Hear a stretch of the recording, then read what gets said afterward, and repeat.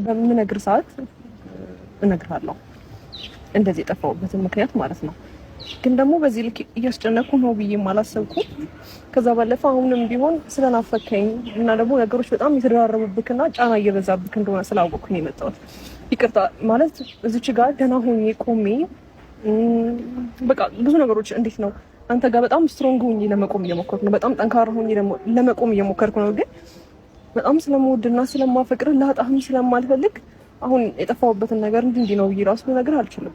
አላውቅም እኮ እሺ፣ ይሄን አንድ ጥያቄ ልጠይቅሽ ሄርሚ፣ በራስሽ ነው የጠፋሽው? ራስ ፈልገሽው ነው ወይንስ ሰዎች አንቺን የሆነ ነገር አድርገውሽ ነው? ይሄን ብቻ በግልጽ አማርኛ ነገር ይሄድ ነው። በቃ አታስጨንቀኝ፣ በማርያም እንደዚህ አትጠይቀኝ። በቃ አብርሃም፣ በእግዚአብሔር አትጨናነቅ። ስሜቷን እየተረዳሁት ነው። ለኛ ብለሽ ነው አይደል የመጣሽው? አሁንም አብርሃም አንተ ማግኘት አለብኝ ብዬ ያሰብኩት ቤተሰቦቼን በጣም የተጨነቁ ስለሆነ ነው።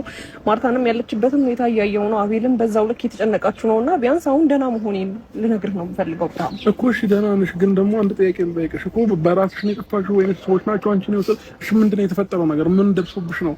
ወይንም ደግሞ እኛ ማናውቀው ነገር ምንድነው? ሄርሚ በእናትሽ ወይንም እሺ እነሱን እንትን ልበላችሁና እኔ ልጠይቅሽ። አቤት ና እናንተው ሂዱ እናንተ አንዴ ሚኪ ይቅርታ እንዴ ላማክራት ችግር የለም። ምናልባት ሁላችንም ስላለን የደበራት ነገር ካለ መንገድ የፈለገችው ትግል የቀረውን ከኛ ጋር ሄርሚ አሁን ምን ነኝ አይደል ያለሁት።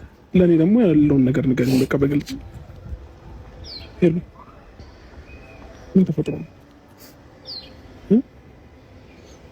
ሄርሚ አዝነሻል እኮ ምን ተፈጥሯል? በእግዚአብሔር እኔ እየተጨነኩኝ ነው ያለሁት። ነገር ግራ እየገባኝ ነው ያለሁት። እናትሽ ያለውን ነገር በግልጽ ንገሪኝ። እኔ ደግሞ ከጎንሽ ነኝ። የትኛውም ነገር ከጎንሽ ነኝ አይደል እንዴ? ሁሉንም ነገር ለማገዝ ምንም ነገር እንትን ለማለት ፈቃደኛ ነኝ። ያንቺ በቃ አብርሃም በማርያም አሁን ያለሁበት ሁኔታ እንደዚህ ብዬ ማውራት አልፈልግም እኮ። ለምን እንደዚህ ብላ አትጨነቀኝ። በቃ የምትወደኝ ከሆነ የምታፈቅረኝ ከሆነ አትጠይቀኝ። በቃ እኔ ለአንተ ማጣት አልፈልግም አብርሃም።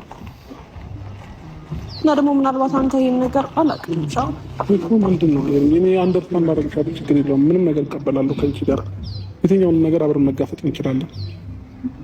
የተፈጠረውን ነገር በእግዚአብሔር በግልጽ አማርኛ ነገር ተናግረሽ እኔ ላስጨንቅሽ ሆን ብዬ ላስጨንቅሽ ያደረኩት ነገር የለም።